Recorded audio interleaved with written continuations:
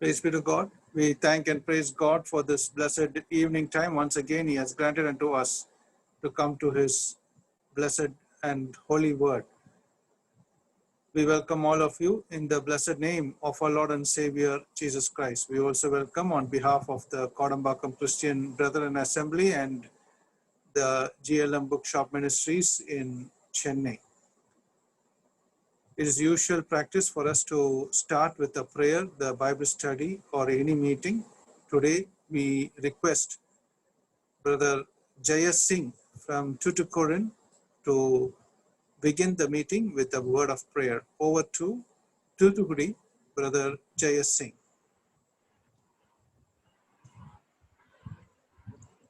ஆண்டவருடைய பரிசுத்த நாமம் மகிமைப்படுவதாக. நாம் ஜெபம் செய்வோம்.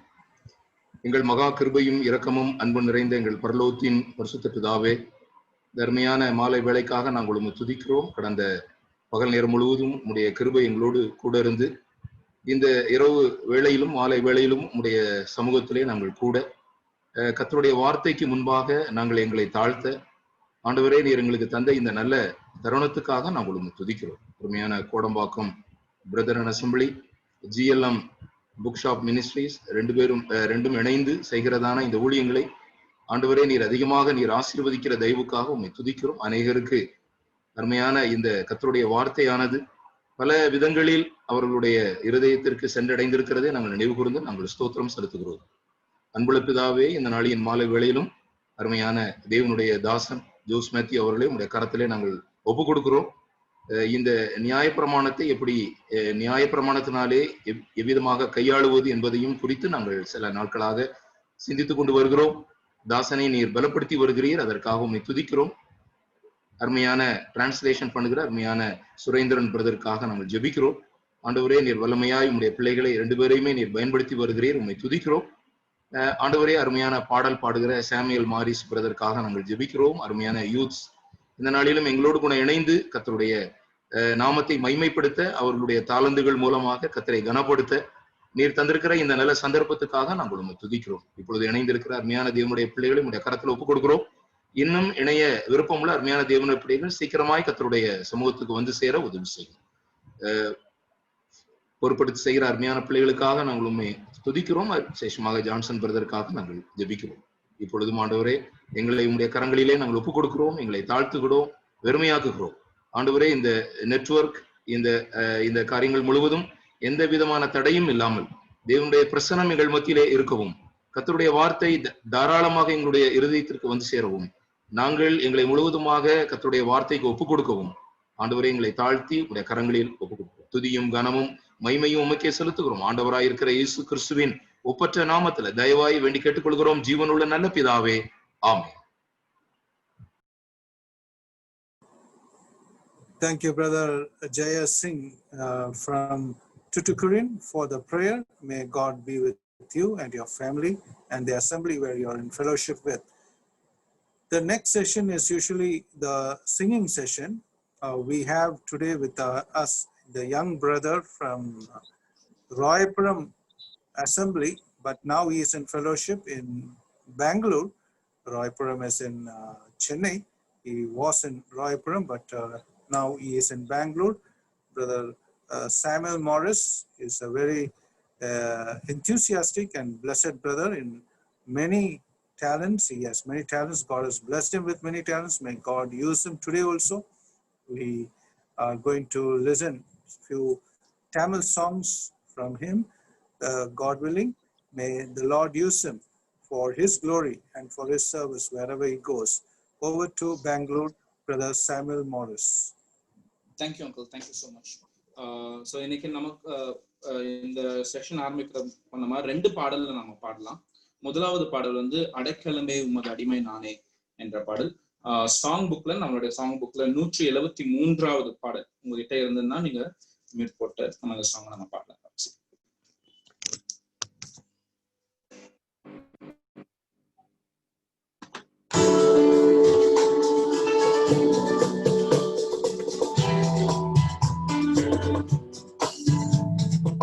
அடைக்கலமே உமதடிமை நானே, ஆர்ப்பரிப்பேனே அகமகிழ்ந்தே, கர்த்தர் செய்த நன்மைகளை நித்தம் நினைத்து துதிப்பேனே.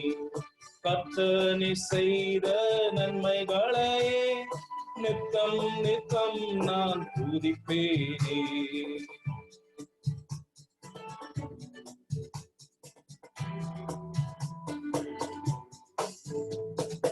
அளவற்ற அன்பினால் அணைப்பவரே, எண்ணற்ற நன்மையால் நிறைப்பவரே. அளவற்ற அன்பினால் அணைப்பவரே, எண்ணற்ற நன்மையால் நிறைப்பவரே. மாசில்லாத நிசரே மகிமை பிரதாபா, பாசத்தாலும் பாதம் பற்றிடுவேனே. மாசில்லாத நிசரே மகிமை பிரதாபா, பாசத்தாலும் பாதம் பற்றிடுவேனே. ஆடைக்களமே உமதடிமை நானே, ஆர்ப்பரிப்பேனே அகமகிழ்ந்தே. கர்த்தர் செய்த நன்மைகளை நித்தம் நினைத்து துதிப்பேனே.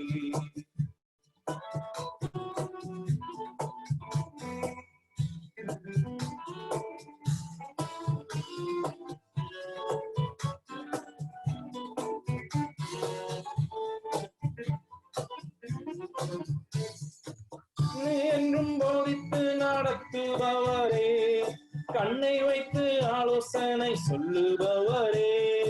என்னை என்றும் போதித்து நடத்துபவரே, கண்ணை வைத்து ஆலோசனை சொல்லுபவரே. நடக்கும் வழிதனை காட்டுபவரே, நம்பி வந்தோனை கிருபை சூழ்ந்து கொள்ளுதே. நடக்கும் வழிதனை காட்டுபவரே, நம்பி வந்தோனை கிருபை சூழ்ந்து கொள்ளுதே. ஆடைக்களமே உமதடிமை நானே, ஆர்ப்பரிப்பேனே அகமகிழ்ந்தே. கர்த்தர் செய்த நன்மைகளை நித்தம் நினைத்து துதிப்பேனே.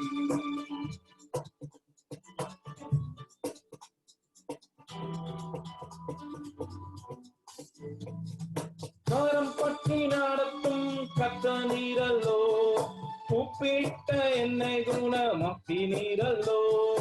கரம் பற்றி நடத்தும் கர்த்தர் நீரல்லோ, கூப்பிட்ட என்னை குணமாக்கினீரல்லோ. குழியில் விழாதபடி காத்து கொண்டீரே, அழுகையை சிரிப்பாக மாற்றி விட்டீரே. குழியில் விழாதபடி காத்து கொண்டீரே, அழுகையை கழிப்பாக மாற்றி விட்டீரே. ஆடைக்களமே உமதடிமை நானே, ஆர்ப்பரிப்பேனே அகமகிழ்ந்தே. கர்த்தர் செய்த நன்மைகளையே நித்தம் நினைத்து துதிப்பேனே.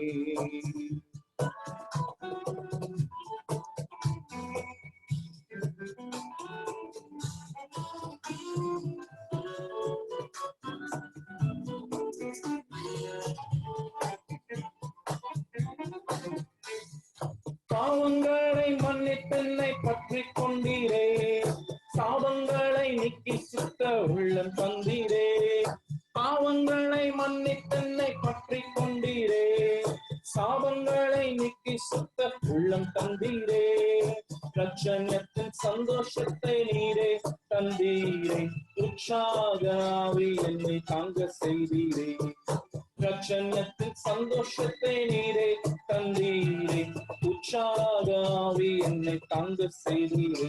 ஆடைக்களமே ஆனதடிமை நானே, ஆர்ப்பரிப்பேனே அகமகிழ்ந்தே. கர்த்தர் செய்த நன்மைகளையே நித்தம் நினைத்து துதிப்பேனே. கர்த்தர் செய்த நன்மைகளையே நித்தம் நினைத்து துதிப்பேனே.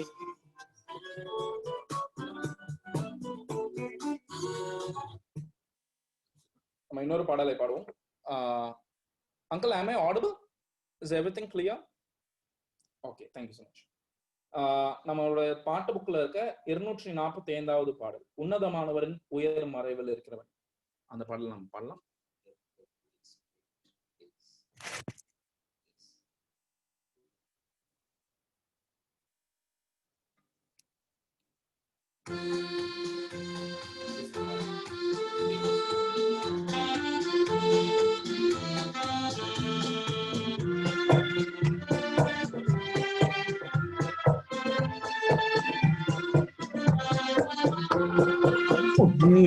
உன்னதமானவரின் உயமறைவில் இருக்கிறவன் சர்வ வல்லவரின் நிழலில் தங்குவான் இது பரமசிலாக்கியமே சர்வ வல்லவரின் நிழலில் தங்குவான் இது பரமசிலாக்கியமே அவர் செட்டையின் கீழ் அடைக்கலம் புகவை தம் சிறகுகளால் மூடுவார் அவர் செட்டையின் கீழ் அடைக்கலம் புகவை தம் சிறகுகளால் மூடுவார்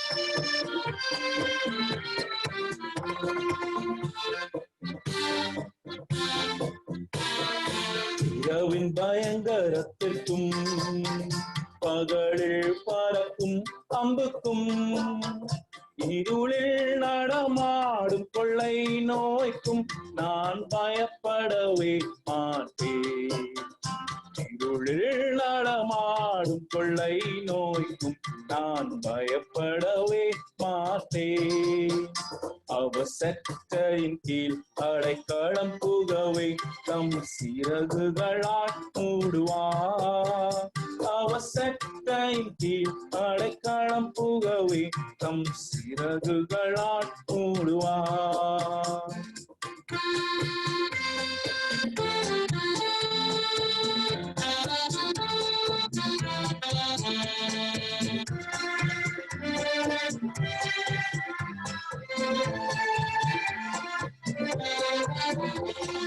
தேவன் முன்னடைக்கலமே ஒரு பொல்லாப்பும் முன்னை சேருமோ ஒரு வாதையும் முன் கூடாரத்தையே அணுகாமலை காத்திடுவார் ஒரு வாதையும் முன் கூடாரத்தை அணுகாமலை காத்திடுவார் அவர் செட்டையின் கீழ் அடைக்கலம் புகவை தம் சிறகுகளால் மூடுவார் அவர் செட்டையின் கீழ் அடைக்கலம் புகவை தம் சிறகுகளால் மூடுவார்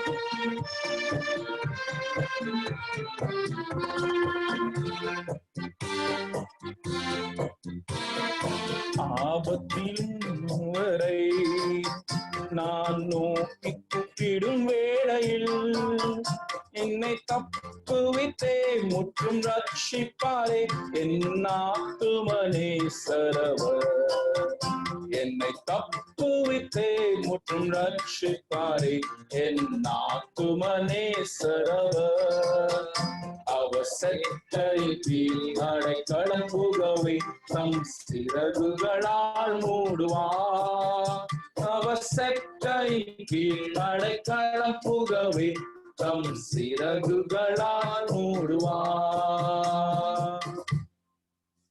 Thank you. Praise the Lord. May God's name be glorified. Thank you, Brother Samuel Morris, and the other dear brother. Brother, we don't know your name, but we give all glory to God. Thank you very much for the songs. May God be with you both. Now we are going to the next session, the Bible study.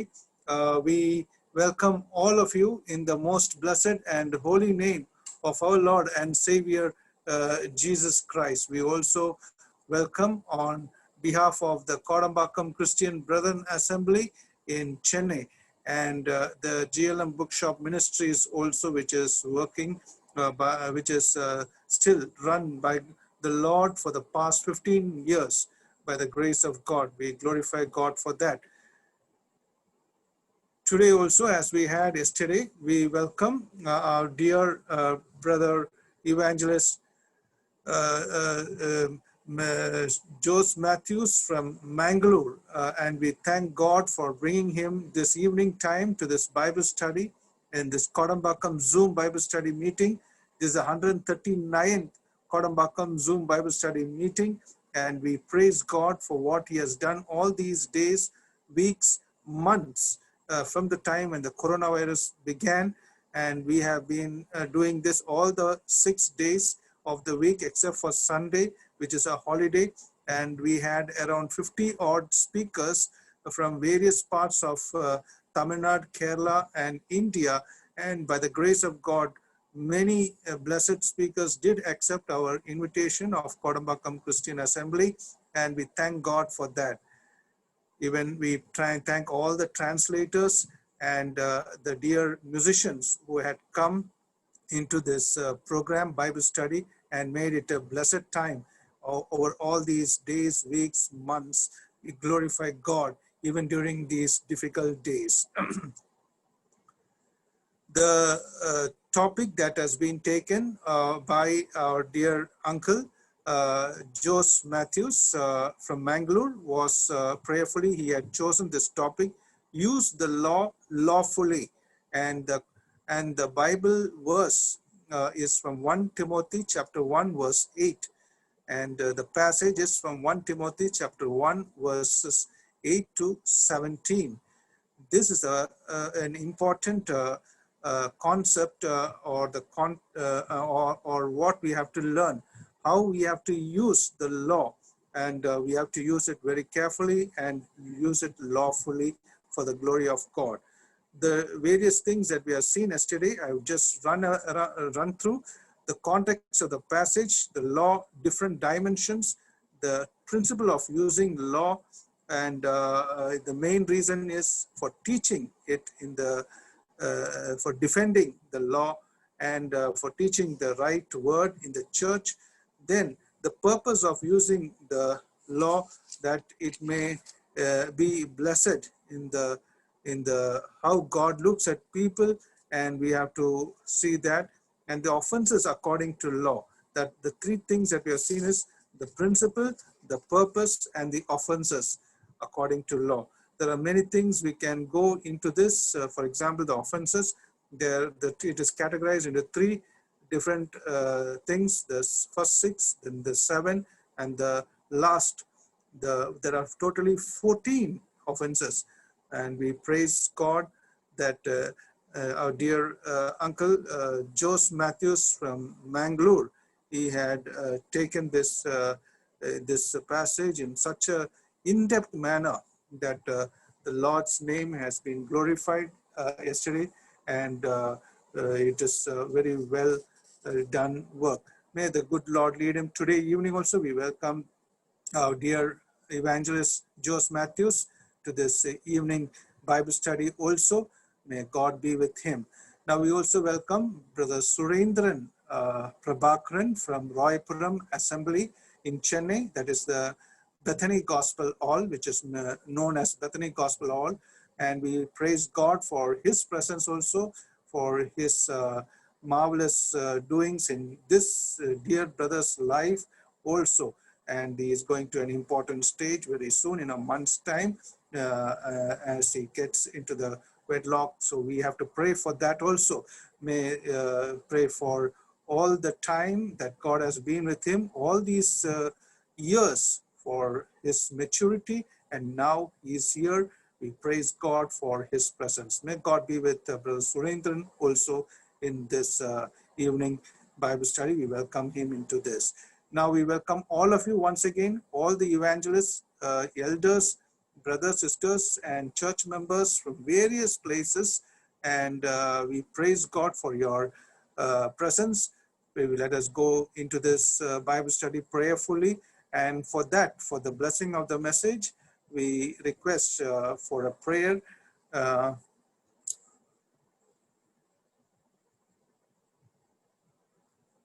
We request from Chennai, the elder from the evangelist from Kodungayur Christian Assembly, our dear brother Ebenezer, to pray for the blessing of the message. Over to Chennai, brother Ebenezer. அன்புள்ள பரலோக பிதாவே, உம்முடைய குமாரனும் எங்களுடைய கர்த்தரும் இரட்சகரும் மீட்பருமாகிய இயேசு கிறிஸ்து மூலம் நாங்கள் நன்றியோடு துதிக்கிறோம், ஸ்தோத்திரிக்கிறோம். இந்த நாள் முழுவதும் எங்களை கனிமொழியுள்ள பாதுகாத்திய ஸ்தோத்திரம். இப்போது உங்களுடைய சமூகத்திலே வந்து கோடம்பாக்கம் சபையார் ஆண்டவரே, இந்த அரேஞ்ச் பண்ணியிருக்கிற 139வது பைபிள் ஸ்டடிக்கு நாங்கள் கலந்து கொள்ள அந்த பெரிய கிருபைக்கா ஸ்தோத்திரம். கர்த்தாவே, நாங்கள் பாடுனது போல உன்னதமானவரின் மறைவில் இருக்கிறவன் சர்வ வல்லவனுடைய நிலையில் தங்குவான். ஆண்டவரே, உன்னதமானவருடைய மறைவிலே எங்களை ரட்சித்து எங்களை பாதுகாத்து பராமரித்து வருகிற பெரிய கிருபைக்கா ஸ்தோத்திரம். கர்த்தாவே, போது உங்களுடைய செய்திகளை நாங்கள் கேட்டு போகிறோம். நியாயப்பிரமாணம் ஆண்டவரே, நியாயப்பிரமாணத்தை பல ஏற்பாட்டில் நீர் கொடுத்தீர். ஆனால் அதன் மூலம் நல்லதானால் அதன் மூலம் யாரும் ரட்சிக்கப்பட முடியாது. ஆண்டவரே, கிருபையினாலே மாத்திரம் ஆண்டவரே நாங்கள் ரட்சிக்கப்பட முடியும் என்கிற சத்தியங்களை நாங்கள் ஆண்டவரே கேட்டு வருகிறோம். எங்களை ஆசீர்வதித்துள்ளோம். எங்களையும் நீர் வல்லமையை விவரப்படுத்தும். ஆண்டவரே, மொழிபெயர்க்கிற சுரேந்திரனையும் நீர் வல்லமையை விவரப்படுத்தியுள்ளோம். கர்த்தாவே, அது எங்களுக்கு ஏற்ற வார்த்தைகள் ஆண்டவரே, இந்த கடினமான சூழ்நிலையில வாழ்கிற எங்களுக்கு ஏற்ற வார்த்தைகள் கிடைத்து அதனை வைத்து நாங்கள் வாழ நம்முடைய நாமத்தை மேம்படுத்த உதவி செய்யணும். குடும்ப சபைக்கும் விசேஷமா ஜான்சன் நாங்கள் ஜெபிக்கிறோம். இப்படிப்பட்ட பெரிய கிருபை கொடுத்திருக்கிற ஸ்தோத்திரம். தொடர்ந்து அந்த ஊழியத்தை தொடர்ந்து முன்னே நடத்த வேண்டிய எல்லா கிருபை தாரும். ஆண்டவரே, இன்னும் தொடர்ந்து இந்த ஊழியங்கள் நடைபெற ஆண்டவர் உதவி செய்யலாம். இந்த ஜூம், நெட், கரண்ட் எல்லாவற்றையும் ஆண்டு கொண்டோம். உங்களுடைய நாமத்தை மேம்படுத்தியுள்ளோம். இயேசு கிறிஸ்து மூலம் ஜெபங்கள் நல்ல பிதாவே, ஆமென்.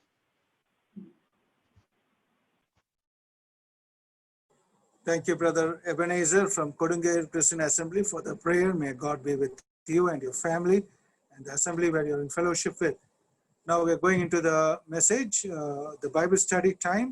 Over to brother Jose Matthews in Mangalore and brother Surendran Prabhakaran in Chennai.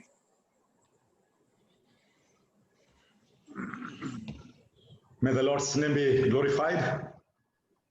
தேவனுடைய நாமம் மகிமைப்படுவதாக.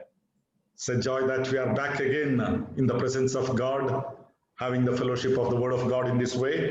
கர்த்தருடைய பிரசன்னத்திலே மறுபடியும் கர்த்தருடைய வேத வசனத்தின் மூலமாக ஐக்கியத்திலே காணப்படும்படியாக நாம் கூடி வந்திருப்பது மிகவும் சந்தோஷமா இருக்கிறது. I once again want to thank you, the brother Santosh Johnson and the assembly and the GLM ministries for giving me an opportunity to enjoy this fellowship for the 2 days. மறுபடியும் இந்த 2 நாட்கள் இப்படிப்பட்ட ஐக்கியத்தை அனுபவிக்கும்படியாக எனக்கு வாய்ப்பை கொடுத்திருக்கிற சௌர சந்தோஷ் ஜான்சன் அவர்களுக்கும் GLM ஊழியங்களுக்கும் Kodambakkam சபைக்கும் என்னுடைய நன்றியை நான் தெரிவித்துக் கொள்கிறேன். I also thank my friend and brother Surendran for helping me by wonderful translation. என்னுடைய நண்பரும் சகோதரமா இருக்கிற சுரேந்திரன் இது மொழிபெயர்க்கிறதுக்காகவும் நான் நன்றி செலுத்துகிறேன். Since this is the last in this series, I just wanted to say these few words. இது கடைசி வகுப்பா இருக்கிறபடினாலே இந்த ஒரு சில வார்த்தைகளை நான் சொல்ல பிரியப்படுகிறேன். We have been looking from 1 Timothy chapter 1 verse 8 to 17 for our meditation. 1 தீமோத்தேயு 1வது அதிகாரம் 8 முதல் 17 வரை உள்ள வசனங்களை நம்முடைய தியானத்திற்காக நாம் சிந்தித்து வருகிறோம். And as it has been already announced, the subject or the topic for our study is use the law lawfully. ஏற்கனவே அது அறிவிக்கப்பட்ட வண்ணமாக நம்முடைய தலைப்பு, இந்த செய்திக்கான கருத்து என்னவென்று சொன்னால், நியாயப்பிரமாணத்தை நியாயப்படி அனுசரித்தல். Yesterday we considered from verse 8 to 11 for our meditation. நேற்று தினத்திலே 8 முதல் 11 வரை உள்ள வசனங்களை நம்முடைய தியானத்திற்காக நாம் சிந்தித்தோம். I'm not going back into any of those details here. மறுபடியும் அந்த விவரங்களுக்குள்ளாக நான் போகிறதில்லை. But in a nutshell, what I was trying to communicate yesterday. ஆனால் நேற்றைக்கு நான் சொன்ன காரியத்தினுடைய சாராம்சம் என்னவென்று சொன்னால், factor number 1, the law must be used according to the law. முதலாவது குறிப்பு என்னவென்று சொன்னால், நியாயப்பிரமாணத்தை நாம் நியாயப்பிரமாணத்தின்படி நாம் பயன்படுத்த வேண்டும். That means the word of God must be handled and used according to the principles of the word of God. அப்படி என்று சொன்னால், தேவனுடைய வசனமானது தேவனுடைய வசனத்தில் இருக்கக்கூடிய கோட்பாடுகளின்படிதான் அது பயன்படுத்தப்பட வேண்டும். And the second factor that we majorly considered was all the wickedness, evil, sins, it will be judged by God according to God's law. அடுத்ததாக நாம் சிந்தித்த இரண்டாவது காரியம் என்னவென்று சொன்னால், சகல விதமான துன்மார்க்கங்களும் பாவங்களும் பொல்லாத காரியங்களும் நியாய பிரமாணத்தினாலே நியாயம் தீர்க்கப்படும். அதாவது தேவனுடைய வசனத்தின் அடிப்படையிலே அது நியாயம் தீர்க்கப்படும். Whether you are a Jew or a Greek or church, that doesn't matter. God has his own way of judging every evil according to his law. ஆகவே நீங்கள் ஒரு யூதராகவோ அல்லது புறஜாதியாக கிரேக்கராகவோ இருந்தாலும் சரி, கர்த்தருடைய சபையில் இருந்தாலும் சரி, அவருடைய வசனத்தின் நியாய பிரமாணத்தின் அடிப்படையிலே ஒவ்வொருவரையும் எப்படி நியாயம் தீர்க்க வேண்டும் என்று தேவன் நன்றாய் அறிந்திருக்கிறார். So that was the nutshell of what we saw yesterday. ஆகவே நேற்றைய தினம் நாம் சிந்தித்த காரியத்தினுடைய சாராம்சம் அதுதான். To continue our meditation today, we will read from 1 Timothy chapter 1 verse 12 to 17. ஆகவே இன்றைக்கு நாம் நம்முடைய தியானத்தை தொடரும்படியாக 1 தீமோத்தேயு முதல் அதிகாரம் 12 முதல் 17 வரை உள்ள வசனங்களை நாம் வாசிக்கலாம். I'll ask Surendran to kindly read it in Tamil. நான் அதை தமிழிலே உங்களுக்கு வாசிக்கிறேன். என்னை பலப்படுத்துகிற நம்முடைய கர்த்தராகிய இயேசு கிறிஸ்து என்னை உண்மையுள்ளவன் என்று எண்ணி இந்த ஊழியத்திற்கு ஏற்படுத்தினபடியால் அவரை ஸ்தோத்திரிக்கிறேன். முன்னே நான் தூஷிக்கிறவனும் துன்பப்படுத்துகிறவனும் கொடுமை செய்கிறவனுமாய் இருந்தேன். அப்படி இருந்தும் நான் அறியாமல் அவிசுவாசத்தினாலே அப்படி செய்தபடியினால் இரக்கம் பெற்றேன். நம்முடைய கர்த்தரின் கிருபையை கிறிஸ்து இயேசுவின் மேல் உள்ள விசுவாசத்தோடும் அன்போடும் கூடும் என்னிடத்தில் பரிபூர்ணமாய் பெருகிற்று. பாவிகளை ரட்சிக்க கிறிஸ்து இயேசு உலகத்தில் வந்தார் என்கிற வார்த்தை உண்மையும் எல்லா அங்கீகரிப்புக்கும் பாத்திரமுமானது. அவர்களில் பிரதான பாவி நான். அப்படி இருந்தும்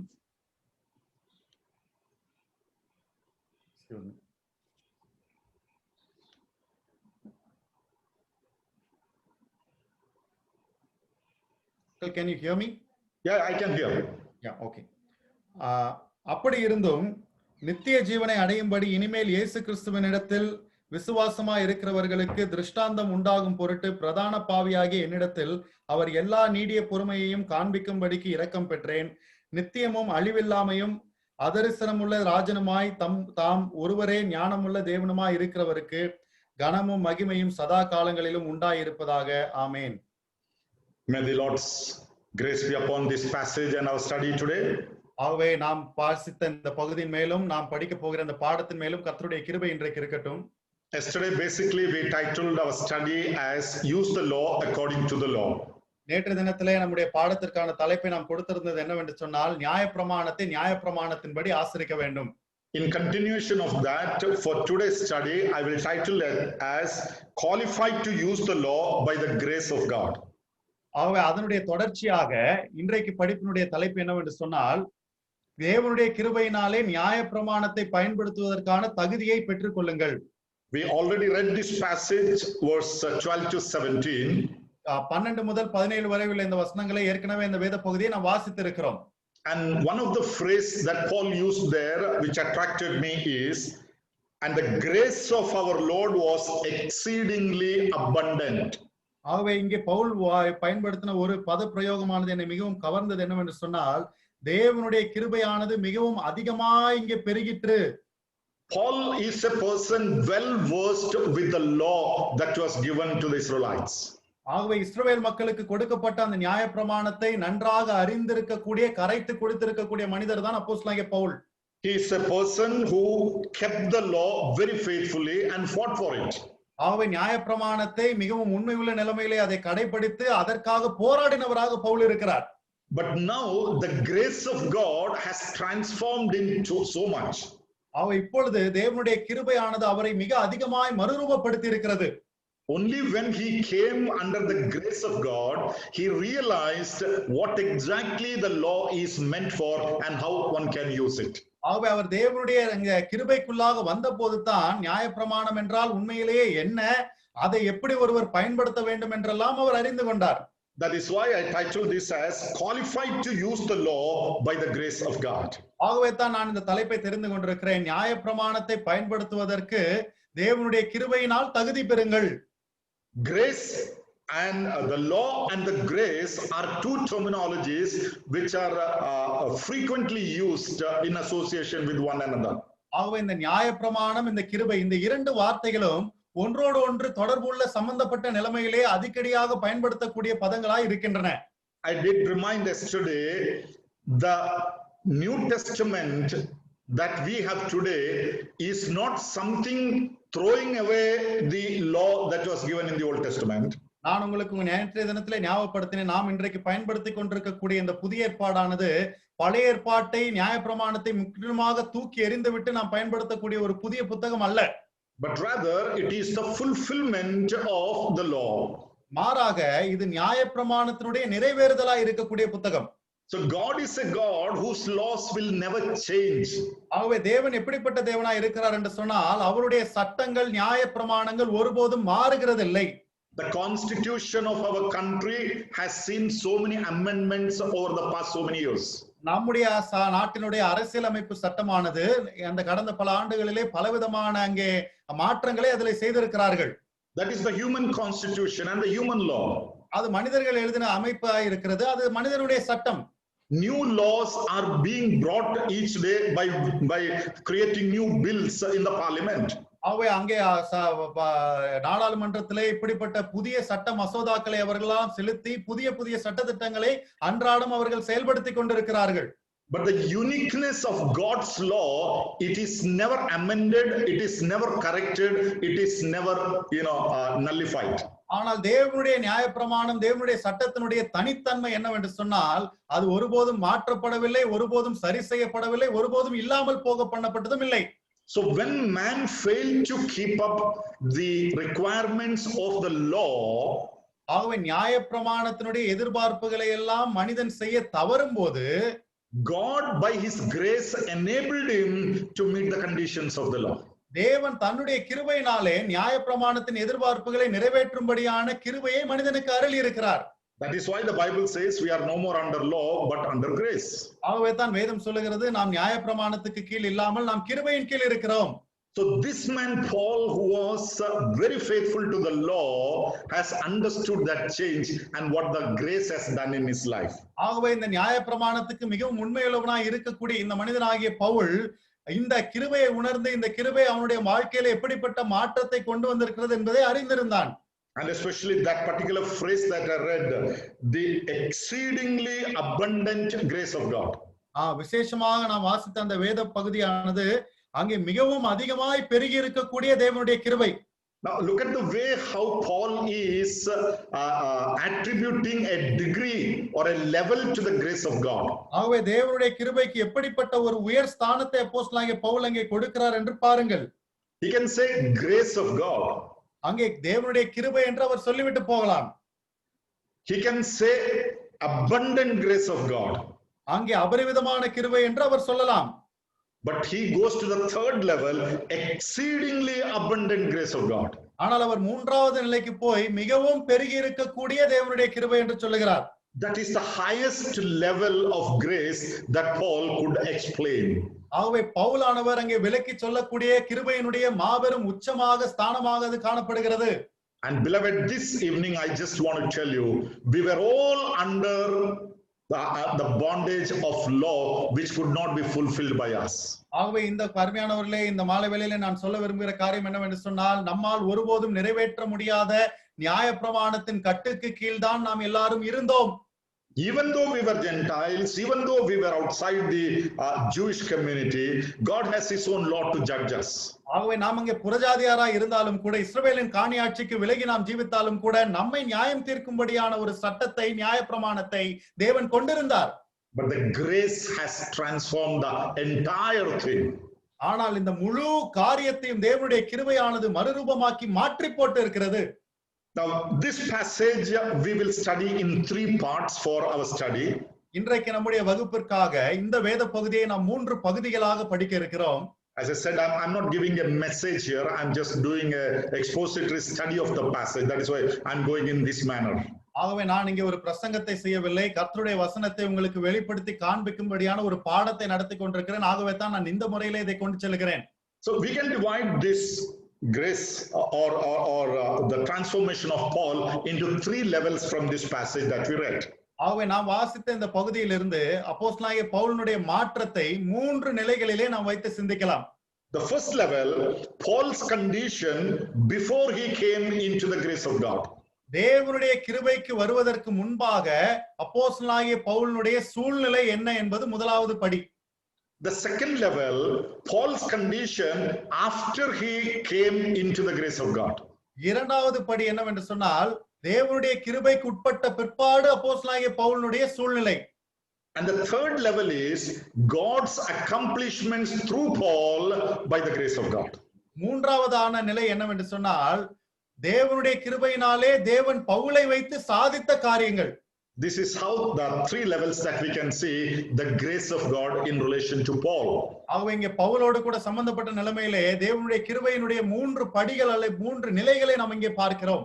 So we'll come to the first part of it. ஆகவே அதனுடைய முதல் பகுதிக்கு நாம் வரலாம். Paul's condition before he came into the grace of God. முதலாவது தேவனுடைய கிருபைக்குள் வருவதற்கு முன்பாக அப்போஸ்தலனாகிய பவுலினுடைய நிலை. Now Paul himself says what he was before he came into this grace. அவர் கிருபைக்குள்ளாக வருவதற்கு முன்பாக எப்படி இருந்தார் என்பதை குறித்து அப்போஸ்தலனாகிய பவுல் தாமே சொல்லுகிறார். It is all there in that same passage that we read. நாம் வாசித்த அந்த வேத பகுதியிலேயே இதெல்லாம் இருக்கிறது. Now, the first thing that Paul talks about himself before he came into the grace of God. ஆகவே தேவனுடைய கிருபைக்குள்ளாக வருவதற்கு முன்பாக பவுல் தன்னை குறித்து பேசக்கூடிய முதல் காரியம் இதுதான். In verse 13 we read, I was formerly a blasphemer. அங்கே 13வது வசனத்திலே நான் வாசிக்கிறோம், முன்னே நான் தூஷிக்கிறவனும். I was a blasphemer. நான் தூஷிக்கிறவனாய் காணப்பட்டேன். Now this word blasphemy or blasphemer is a very common term to the Jewish people. ஆகவே தூஷிக்கிறவன் என்கிற இந்த வார்த்தை அல்லது தூஷித்தல் என்கிற வார்த்தை யூதர்கள் மத்தியிலே மிகவும் அங்கே பரிச்சயமான ஒரு வார்த்தையா இருக்கிறது. According to the Jewish tradition, one who speaks against God or God's law is a blasphemer.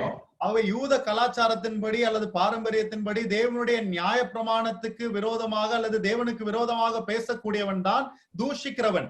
That is why even they called the Lord Jesus Christ as a blasphemer. ஆகவே தான் அவர்கள் ஆண்டவராகிய இயேசு கிறிஸ்துவை கூட தூஷிக்கிறவர் என்று சொல்லி அழைத்தார்கள். If you read John's Gospel chapter 10 and verse 33, அங்கே யோவான் சுவிசேஷம் 10வது அதிகாரம் 33வது வசனத்தை நீங்கள் வாசிப்பீர்கள் என்று சொன்னால், when the Jews wanted to throw stones at the Lord, அங்கே யூதர்கள் ஆண்டவராகிய இயேசு கிறிஸ்துவின் மேல் கல்லெறிய முற்பட்ட போது the Lord Jesus asked them a question. அங்கே ஆண்டவராகிய இயேசு கிறிஸ்து அவர்களை பார்த்து ஒரு கேள்வி எழுப்பினார். Now tell me, why are you stoning me? நீங்கள் சொல்லுங்கள், ஏன் என் மீது கல்லெறிய முற்படுகிறீர்கள்? And they gave an answer in John's Gospel chapter 10 and verse 33. அங்கே யோவான் 10:33 அவர்கள் அதற்கு பதிலை சொல்லுகிறார்கள்.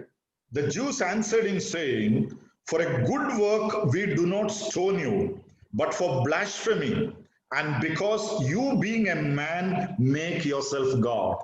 யூதர்கள் அவருக்கு பிரதியுத்தரமாக, நற்கிரியைகள் நிமித்தம் நாங்கள் உன்மேல் கல்லெறிகிறதில்லை, நீ மனுஷனாய் இருக்க உன்னை தேவன் என்று சொல்லி இவ்விதமாய் தேவ தூஷணம் சொல்லுகிறபடியினால் உன்மேல் கல்லெறிகிறோம் என்றார்கள். So this is something that a Jew can never accept if someone equates himself with God.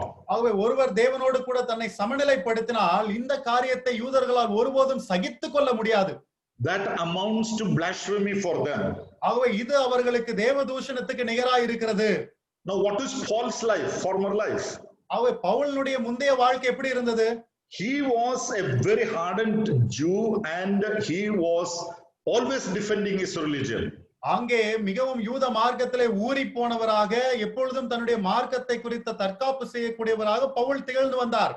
In Philippians chapter 3 verse 5 and 6 we read how Paul explains how committed he was to the law and the Jewish traditions. பிலிப்பியர் 3வது அதிகாரம் 5-6 வசனங்களை நாம் வாசிக்கும் போது அந்த இடத்திலே பவுல் அங்கே யூதர்களுடைய கலாச்சாரத்துக்கும் நியாயப்பிரமாணத்துக்கும் எப்படி தன்னை ஒப்பு கொடுத்தவராய் உண்மையுள்ளவராய் ஜீவித்தார் என்பதை குறித்து சொல்லுகிறார். Circumcised on the 8th day, stock of Israel, of the tribe of Benjamin, Hebrew of Hebrews, concerning the law a Pharisee, concerning zeal persecuting the church, concerning righteousness which is in the law blameless. அங்கே பிலிப்பியர் 3வது அதிகாரம் 5-6 வசனங்களை நாம் வாசிக்கும் போது, நான் 8ஆம் நாளில் விருத்த சேதனம் அடைந்தவன், இஸ்ரவேல் வம்சத்தான், பென்யமீன் கோத்திரத்தான், எபிரேயரில் பிறந்த எபிரேயன், நியாயப்பிரமாணத்தின்படி பரிசேயன், பக்தி வைராக்கியத்தின்படி சபையை துன்பப்படுத்தினவன், நியாயப்பிரமாணத்துக்குரிய நீதியின்படி குற்றம் சாட்டப்படாதவன் என்று தன்னை குறித்து அவர் அங்கே பெருமை சொல்லுகிறார். So why was he persecuting the Christian churches as we read his history? ஆகவே இங்கே நாம் சரித்திரத்தில் வாசிக்கிற வண்ணமாக ஏன் அவர் கிறிஸ்தவ சபைகளை துன்புறுத்த வேண்டும்? Because according to his understanding, staying under the law, these Christians were blasphemous. They were blaspheming God.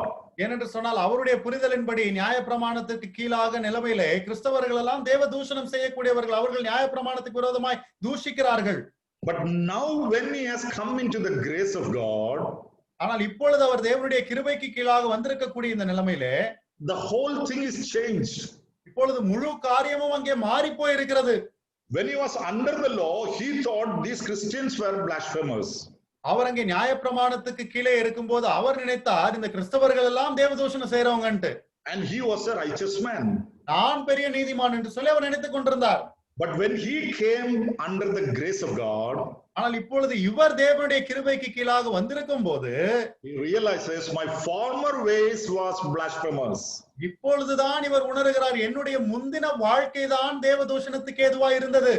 This is the change, the transformation that has come into him primarily. ஆகவே அடிப்படையில இப்படிப்பட்ட ஒரு மாற்ற மறுரூபம் தான் பவுலுடைய வாழ்க்கையில வந்திருக்கிறது. Now he looks at the Jews and tells the same thing. ஆகவே இப்பொழுது இவர் அங்கே யூதர்களை பார்த்து இதே காரியத்தை சொல்லுகிறார். Romans chapter 2 verse 23 and 24. ரோமர் 2வது அதிகாரம் 22 24. You who make your boast in the law, do you dishonor God through breaking the law? For the name of God is blasphemed among the Gentiles because of you, as it is written. Romans 2 verse 22, right, uncle? 23, 24, I read. Yeah, 23, 24. ரோமர் 2, 23, 24. நியாய பிரமாணத்தை குறித்து மேன்மை பாராட்டுகிற நீ நியாய பிரமாணத்தை மீறி நடந்து தேவனை கனவீனம் பண்ணலாமா? எழுதியிருக்கிறபடி தேவனுடைய நாமம் புறஜாதிகளுக்குள்ளே உங்கள் மூலமாய் தூஷிக்கப்படுகிறதே. Now he started preaching to those people with whom he was standing before. முன்னதாக அவன் யாரோடு கூட நின்று கொண்டிருந்தானோ அந்த மக்களுக்கு விரோதமாக இப்பொழுது அவன் பிரசங்கிக்க ஆரம்பித்து விட்டான். So he says, formerly I was a blasphemer before I came into the grace of God. ஆகவே இங்கே பவுல் சொல்லுகிறார், முந்தைய நிலைமையிலே நான் தூஷிக்கிறவனாய் இருந்தேன், கர்த்தரை ஏற்றுக்கொள்வதற்கு முன்பாக நான் இப்படி இருந்தேன். Whether in the Old Testament or in the New Testament, God never tolerates blasphemy. ஆகவே பழைய ஏற்பாடாக இருக்கட்டும் புதிய ஏற்பாடாக இருந்தாலும் தேவன் ஒருபோதும் எப்படிப்பட்ட தூஷிக்கிறதை சகித்துக் கொள்கிறதில்லை. Now, can a believer in the New Testament blaspheme God or God's word? ஏற்பாட்டில் இருக்கக்கூடிய ஒரு விசுவாசி தேவனுக்கு விரோதமாக தூஷிக்க முடியுமா? Let me just read 2 examples and go forward. ஆகவே 2 உதாரணங்களை நான் வாசித்துவிட்டு நான் முன்னேறி போகிறேன். First, 1 Timothy chapter 6 and verse 1. ஆகவே முதலாவதாக 1 தீமோத்தேயு 6வது அதிகாரம் முதல் வசனம். Let as many bondservants as you are under the yoke count their own masters worthy of all honor, so that the name of God and his doctrine may not be blasphemed. தேவனுடைய நாமமும் உபதேசமும் தூஷிக்கப்படாதபடிக்கு அடிமைத்தன நுகத்திற்குட்பட்டிருக்கிற வேலைக்காரர் யாவரும் தங்கள் எஜமான்களை எல்லா கணத்திற்கும் பாத்திரர் என்று எண்ணிக்கொள்ள கடவர்கள். Now, this is a passage where Paul is talking about your place of work, your profession, and your social life. ஆகவே இந்த இடத்திலே நாம் வேலை செய்யக்கூடிய ஸ்தலத்தை குறித்தும் நம்முடைய அலுவலகத்தை குறித்தும் நம்முடைய உலக பிரகாரமான வாழ்க்கை குறித்து இங்கே பவுல் பேசுகிறார். So Paul says, if you are not keeping up your life according to the word of God in the place of work and in your social life. ஆகவே பவுல் சொல்லுகிறது என்னவென்று சொன்னால் உங்களுடைய சமுதாய வாழ்க்கையிலே உங்களுடைய வேலை ஸ்தலத்திலே உங்களுடைய வாழ்க்கை தேவனுடைய வசனத்திற்கு ஏற்றபடி இல்லை என்று சொன்னால் the word of God can be blasphemed even by a believer, by Christians. ஆகவே அப்படிப்பட்ட நிலைமையிலே தேவனுடைய வசனமானது கிறிஸ்தவர்களாலே விசுவாசிகளின் மூலமாக கூட தூஷிக்கப்பட முடியும். So that is one question we need to ask ourselves. ஆகவே அப்படிப்பட்ட ஒரு கேள்வி நாம் கேட்டுக்கொள்ள வேண்டும். What we preach and what we live, if it is not the same, then that amounts to blasphemy. நாம் பிரசங்கிக்கிற காரியமும் நாம் வாழக்கூடிய வாழ்க்கையும் ஒன்றாக இல்லை என்று சொன்னால் அது தேவ தூஷணத்துக்கு நிகராய் இருக்கிறது. If you take this particular context, as Paul says in 1 Timothy chapter 6, 1 தீமோத்தேயு 6வது அதிகாரத்திலே பவுல் சொல்லுகிற வண்ணமாக இந்த குறிப்பிட்ட வாசனத்தினுடைய பின்னணியை நீங்கள் எடுத்துக்கொள்வீர்கள் என்று சொன்னால், you say God is in control. ஆகவே நாங்கள் தேவன் எல்லாவற்றையும் கட்டுப்படுத்தக்கூடியவராய் இருக்கிறார். God has put me in this job. தேவன் தான் இந்த வேலையில என்னை இங்கே போட்டு இருக்கிறார். God has placed somebody in authority above me. எனக்கு மேலே தேவன் தான் ஒரு ஆளை இங்கே அதிகாரத்திலே வைத்திருக்கிறார். You say all these things doctrinally. ஆகவே இந்த காரியங்கள் எல்லாவற்றையும் நீங்கள் உபதேச அடிப்படையிலே சொல்லுகிறீர்கள். At the same time, practically you rebel against your institution, rebel against your master, and you're not faithful there. அதே விதமாக நடைமுறையிலே நீங்கள் உங்களுடைய அலுவலகத்துக்கு எதிராக உங்களுடைய நிறுவனத்துக்கு எதிராக நீங்கள் செயல்படுகிறீர்கள், எஜமான்களுக்கு எதிராக செயல்படுகிறீர்கள், எல்லா விதத்திலும் நீங்கள் வித்தியாசமாய் வாழுகிறீர்கள். So Paul says that is blasphemy. Don't do that. Pavul சொல்லுகிறார் இந்த காரியம் தேவ தூஷணமாய் இருக்கிறது, அதை நீங்கள் செய்ய வேண்டாம். Now let me come to the second example from Titus chapter 2 verse 4 and 5. தீத்து 2வது அதிகாரம் 4-5 வசனங்களில் இருக்கக்கூடிய இரண்டாவது உதாரணத்துக்கு நான் வருகிறேன். Here Paul says that they admonish the young women to love their husbands, to love their children, to be discreet, chaste, homemakers, good, obedient to their husbands, that the word of God may not be blasphemed. அங்கே 4வது வசனத்துல அவர் சொல்லும்போது தேவ வசனம் தூஷிக்கப்படாதபடிக்கு பாலிய ஸ்திரீகள் தங்கள் புருஷரிடத்திலும் தங்கள் பிள்ளைகளிடத்திலும் அன்புள்ளவர்களும் என்று சொல்லி நாம் வாசிக்கிறோம். Now, without going to explaining that word, let me tell you, here he is talking about the family life, the family front. ஆகவே இந்த நேரத்தில் நான் அதிகமா விளக்கி சொல்ல போகிறதில்லை. இந்த இடம் அங்கே குடும்ப வாழ்க்கை குறித்து பேசுகிறது. Even in the family life, if you do not obey the word of God or live according to the word of God, you are blaspheming God.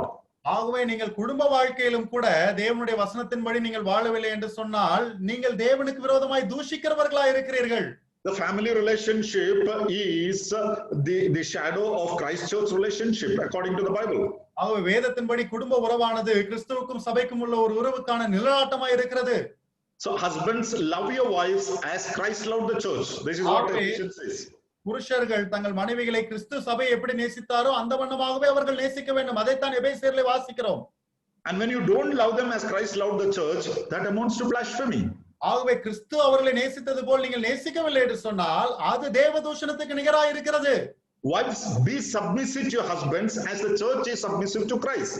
ஆகவே சபையானது கிறிஸ்துவுக்கு கீழ்ப்பட்டிருக்கிறது போல மனைவியானவள் புருஷனுக்கு கீழ்ப்பட்டிருக்க வேண்டும். And when you don't do that, that is blasphemy. நீங்கள் அப்படி செய்யவில்லை என்று சொன்னால் அது தேவ தூஷணம். So there are chances, even as a New Testament believer, we can blaspheme God and God's word if we are not careful. ஆகவே புதிய ஏற்பாட்டு விசுவாசிகள் என்கிற அடிப்படையிலேயே நாம் ஜாக்கிரதையா இல்லாவிட்டால் நாம் கூட தேவனுடைய வசனத்தை தேவனை தூஷிக்க கூடியவர்களாய் மாறி போவோம். That is why, as I said yesterday, we are not governed by any specific law.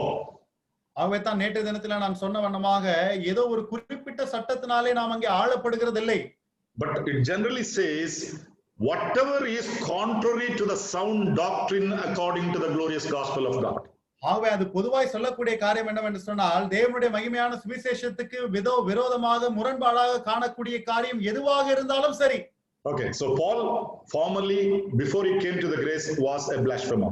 ஆகவே பவுலானவர் அங்கே கிருபைக்குள்ளாக உட்பட்டு வருவதற்கு முன்பாக தன்னுடைய முந்தின வாழ்க்கையிலே அவர் அங்கே தூஷிக்கிறவராய் காணப்பட்டார். Secondly, இரண்டாவதாக in verse 13 itself, he says, I was formerly a persecutor. 13வது வசனத்துல நாம் வாசிக்கிறோம், நான் அங்கே துன்பப்படுத்துகிறவனும். Yeah, persecutor is the one who physically harms the people.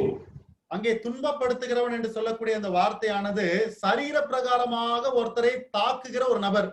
And this is what Paul was doing before he came into the grace of God. ஆகவே கர்த்தருடைய கிருபைக்குள்ளாக வருவதற்கு முன்பாக இந்த காரியத்தை தான் அப்போஸ்தலனாகிய பவுல் செய்து கொண்டு வந்தார். Acts chapter 9 verse 1 and 2 very clearly says how Paul was breathing threats and murder against the disciples of the Lord. அங்கே அப்போஸ்தலர் நடவடிக்கைகள் 9வது அதிகாரம் முதல் 2 வசனங்களை நான் வாசிக்கும் போது கர்த்தருடைய சீஷர்களுக்கு விசுவாசிகளுக்கு விரோதமாக எப்படிப்பட்ட அச்சுறுத்தல்களையும் பயமுறுத்துதல்களையும் அப்போஸ்தலனாகிய பவுல் செய்து வந்தார் என்று வாசிக்கிறோம்.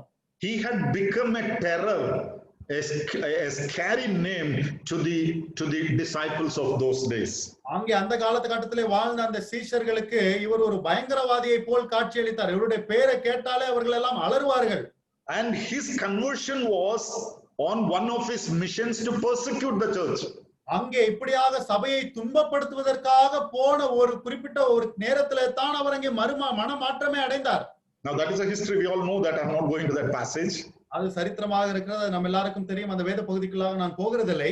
And even when he became a believer, there was a difficulty for the church to accept him because they couldn't believe how can a person be changed so much. ஆகவே ஒரு பவுல் விசுவாசியாக மாறின போது கூட சபையாரால் அவரை ஏற்றுக்கொள்ள முடியவில்லை. எப்படி ஒரு ஆள் இவ்வளவு சீக்கிரத்தில் இந்த மாதிரி மாற முடியும்னு நினைச்சாங்க. That is what we read in Acts chapter 9 verse 13 and 14. ஆகவே இந்த காரியத்தை தான் அப்போஸ்தலர் நடவடிக்கைகள் 9வது அதிகாரம் 13-14 வசனங்களிலே நாம் வாசிக்கிறோம். Then Ananias answered, Lord, I have heard from many about this man, how much harm he has done to you to your saints in Jerusalem, and here he has authority from the chief priest to bind all who call on your name. Uncle, Acts chapter 9 verses 13, 14. அங்கே 13-14 வசனங்களை வாசிக்கும் போது அதற்கு அனனியா, ஆண்டவரே, இந்த மனுஷன் எருசலேமில் உள்ள உம்முடைய பரிசுத்தவான்களுக்கு எத்தனையோ பொல்லாங்குகளை செய்தான் என்று அவனை குறித்து அநேகரால் கேள்விப்பட்டிருக்கிறேன். இங்கேயும் உம்முடைய நாமத்தை தொழுது கொள்கிற யாவரையும் கட்டும்படி அவன் பிரதான ஆசாரியரால் அதிகாரம் பெற்றிருக்கிறானே என்றான். So it's very clearly evident. Formally, before he came to the grace of God, he was a persecutor. ஆகவே மிக தெளிவாக இங்கே சான்றுகளை நாம் பார்க்கிறோம். ஆகவே தேவனுடைய கிருபைக்குள்ளாக வருவதற்கு முன்பாக அப்போஸ்தலனாகிய பவுல் துன்பப்படுத்துகிறவனாய் காணப்பட்டார். Now, what is the principle given to the New Testament believers on the matter of persecution? அவை துன்பப்படுத்துகிற இந்த காரியத்தை குறித்து புதிய ஏற்பாட்டு விசுவாசிகளுக்கு கொடுக்கப்பட்டிருக்கக்கூடிய தத்துவம், கோட்பாடு என்ன? In Romans chapter 12 and verse 14 we read, ரோமருக்கு எழுதின நிருபம் 12வது அதிகாரம் 14வது வசனத்திலே நாம் வாசிக்கிறோம், bless those who persecute you, bless and do not curse. அங்கே உங்களை துன்பப்படுத்துகிறவர்களை ஆசீர்வதியுங்கள், ஆசீர்வதிக்க வேண்டியதே என்று சபியாதிருங்கள். The persecutor becomes a person who blesses who persecutes him. ஆகவே இப்பொழுது ஒரு துன்பப்படுத்தக்கூடிய ஒரு நபர் தன்னை துன்பப்படுத்துகிற மக்களை ஆசீர்வதிக்கக்கூடிய ஒரு மகனாக மாறிவிட்டார். Now this is what grace can do to a person. ஒரு நபருக்கு கிருபை செய்யக்கூடிய மாற்றம் இதுதான். Yes. Now there is no doubt the Christians, the missionaries are being persecuted in many places. அங்கே கிறிஸ்தவர்களும் அருட்பணியாளர்களும் பல இடங்களிலே பல விதங்களிலே துன்பப்படுத்தப்படுகிறார்கள், அது உண்மைதான். But we are the only group of people who don't retaliate. ஆனால் நாம் தான் ஒருவேளை மறுபடியுமாக பதில் செய்யாத, பழி வாங்காத நபர்களாய் இருக்கிறோம். We don't persecute them in return. பதிலுக்கு நாம போய் அவர்களை துன்பப்படுத்துகிறதில்லை. We pray for them. நாம் அவர்களுக்காக ஜெபிக்கிறோம். We bless them. நாம் அவர்களை ஆசீர்வதிக்கிறோம். This is the attitude that comes into a believer when he comes into the grace of God. ஆகவே ஒரு விசுவாசி தேவனுடைய கிருபைக்குட்பட்டு வரும்போது இப்படிப்பட்ட மனப்பான்மை தான் அவனுக்கு வருகிறது. That is why even when he was in prison, Paul says, rejoice, and again I say rejoice. ஆகவே தான் அங்கே சிறைச்சாலையில இருந்தபோது கூட அப்போஸ்தலனாகிய பவுல் சொல்லுகிறார், சந்தோஷமாயிருங்கள், நான் சந்தோஷமாயிருங்கள் என்று மறுபடியும் சொல்லுகிறேன். Yes, before he came to the grace, he was a persecutor, but once he came into the grace, his life is changed. ஆகவே கிருபைக்குள்ளாக வருவதற்கு முன்பாக பவுல் துன்பப்படுத்துகிறவராய் இருந்தார். கிருபைக்குள்ளாக வந்த பிற்பாடு அவருடைய வாழ்க்கை முற்றிலுமாய் மாறி போனது. Thirdly, Paul says in verse 13 itself, I was formerly an insolent man. அங்கே மூன்றாவதாக பவுல் சொல்லுகிறார், அந்த வசனம் 13 நாம் பார்க்கும்போது, நான் முன்னே கொடுமை செய்கிறவனுமாய் இருந்தேன். Yeah, in the KJV, the word used is I was formerly injurious. அங்கே நான் அங்கே காயப்படுத்துகிறவனாய் இருந்தேன் என்கிற வார்த்தை இன்னொரு மொழிபெயர்ப்பிலே வருகிறது. So he was an insolent man, showing a very rude and arrogant attitude to others. ஆகவே இவன் மிகவும் கொடுமைப்படுத்தக்கூடிய ஒரு மனிதனாக காணப்பட்டான். மிகவும் அகம்பாவமான, மிகவும் பெருமையுள்ள ஒரு மனப்பான்மையை வெளிப்படுத்தக்கூடிய ஒரு நபராய் காணப்பட்டான். Having no respect to the opponent. ஆகவே எதிரில இருக்கக்கூடிய ஆளுக்கு கொஞ்சம் கூட மரியாதை மதிப்பு கொடுக்காத ஒரு நபராய் காணப்பட்டார். So that was Paul formerly. ஆகவே முன்னால பவுல் இப்படித்தான் இருந்தார். But that arrogance is gone now. ஆனா இப்போ அந்த திமிரெல்லாம் போயிடுச்சு. He is no more rude, he is no more arrogant. இதற்கு மேல அவர் அங்கே மோசமாய் பேசுகிறதில்லை, அங்கே திமிராக பேசுகிறதில்லை.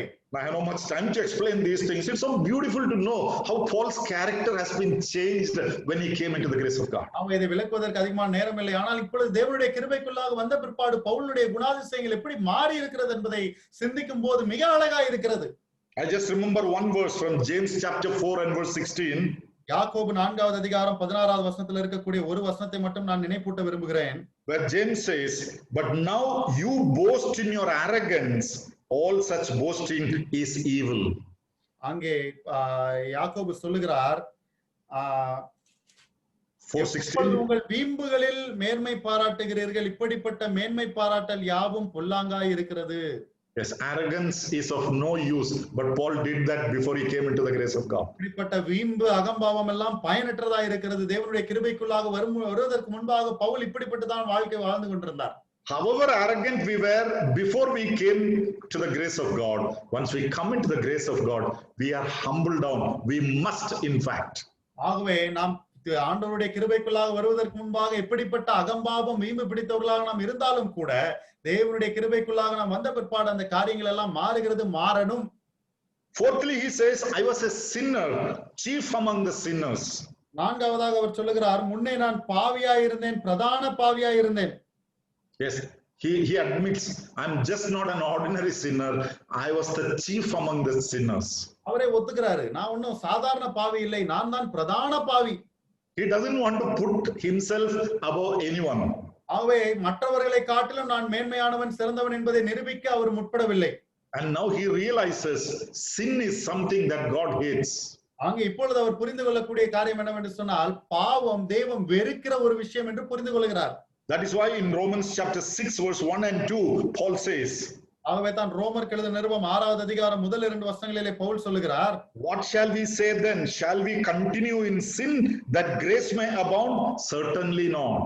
ஆகிய நாம் வாசிக்கிறோம், ஆகையால் என்ன சொல்லுவோம், கிருபை பெருகும்படி பாவத்திலே நிலை நிற்கலாம் என்று சொல்லுவோமா? கூடாதே. Yes, once you come into the grace of God, even though God gives us the grace, it is not a license to sin. ஆகவே நாம் தேவனுடைய கிருபைக்குள்ளாக வரும்போது தேவன் நமக்கு கிருபையை அருளினாலும் கூட அது நாம் பாவம் செய்வதற்கான உரிமை அல்ல. Never use the grace of God like soap and water to wash your sins. ஆகவே உங்களுடைய பாவங்களை கழுவுவதற்கு ஏதோ ஒரு சோப்பை போலவும் தண்ணீரை போலவும் நீங்கள் அங்கே தேவனுடைய கிருபையை பயன்படுத்த வேண்டாம். It clearly says never do that. நீங்கள் அப்படி செய்யவே கூடாது, ஒருபோதும் செய்யக்கூடாது என்று வசனம் தெளிவாய் சொல்லுகிறது. And fifthly, in verse 13 he says, I did it ignorantly in unbelief. ஆகவே ஐந்தாவதாக அந்த 13வது வசனத்திலே நாம் வாசிக்கும் போது, நான் அறியாமல் அவிசுவாசத்தினாலே அப்படி செய்தேன். Yes, I did so many things before I came into the grace, but I was ignorant. I did not know the truth. நான் கிருபைக்குள்ளாக வருவதற்கு முன்பாக நான் ஏராளமான காரியங்களை செய்தேன், ஆனால் அப்பொழுது நான் அறியாமையிலே இருந்தேன், சத்தியம் தெரியாது, அதனால அப்படி தெரியாம செஞ்சிட்டேன். But in Acts chapter 17 and verse 30 he says, ஆனால் அப்போஸ்தலர் 17வது அதிகாரம் 30வது வசனத்திலே அவர் சொல்லுகிறார், truly these times of ignorance God overlooked. ஆனால் இப்படிப்பட்ட அறியாமையின் காலங்களை தேவன் காணாதவரை போல் இருந்தார். So these are about 5 things about Paul's condition before he came into the grace of God. ஆகவே தேவனுடைய கிருபைக்குள்ளாக வருவதற்கு முன்பாக பவுலுடைய நிலை எப்படி இருந்தது என்பதை குறித்த 5 காரியங்கள் தான் இவைகள். Maybe many of our lives were like that. நம்முடைய அநேகருடைய வாழ்க்கையும் ஒருவேளை எப்படி இருந்திருக்கலாம். But God changes the whole thing. ஆனால் தேவன் எல்லாவற்றையும் முற்றிலுமாய் மாற்றக்கூடியவராய் இருக்கிறார். Now let me come to the second level of grace, how it worked in Paul's life. ஆகவே அப்போஸ்தலனாகிய பவுலுடைய வாழ்க்கையிலே தேவனுடைய கிருபை எப்படி செயல்பட்டது என்பதனுடைய இரண்டாம் நிலைக்கு நாம் வரலாம். Paul's condition after he came into the grace of God. தேவனுடைய கிருபைக்குட்பட்ட பிற்பாடு பவுலுடைய நிலை. What did he gain by coming into the grace of God? Freed from the law. அங்கே தேவனுடைய கிருபைக்குள்ளாக வந்தபோது அங்கே பவுல் அங்கே சம்பாதித்த அங்கே நன்மையா இருந்த காரியம் என்ன? அவர் அங்கே நியாயப்பிரமாணத்திலிருந்து விடுவிக்கப்பட்டார். Number 1, in verse 13 he says, I obtained mercy. அங்கே 13வது வசனத்திலே முதலாவதாக அவர் சொல்லுகிறார், நான் இரக்கம் பெற்றேன். Yes, grace is the primary gift of God through which one receives the mercy of God. ஆகவே தேவனுடைய கிருபையின் அடிப்படையிலே தான் ஒரு மனிதன் அங்கே இரக்கத்தை பெற்றுக்கொள்ளக்கூடியது சாத்தியமாய் இருக்கிறது. Yes, God showed his mercy to me only because of the grace, not because I qualify for that. ஆகவே தேவன் தன்னுடைய இரக்கத்தினாலே மட்டும்தான் எனக்கு, தன்னுடைய கிருபையினாலே மட்டும்தான் எனக்கு இரக்கத்தை காண்பித்திருக்கிறார். நான் ஏதோ தகுதியுள்ளவன் என்பதனால் அவர் காண்பிக்கவில்லை. That is why about the mercy of God, Paul says in Ephesians chapter 2 and verse 4. ஆகவே தான் எபேசியர் 2வது அதிகாரம் 4வது வசனத்திலே அப்போஸ்தலனாகிய பவுல் சொல்கிறார், But God who is rich in mercy because of his great love with which he loved us.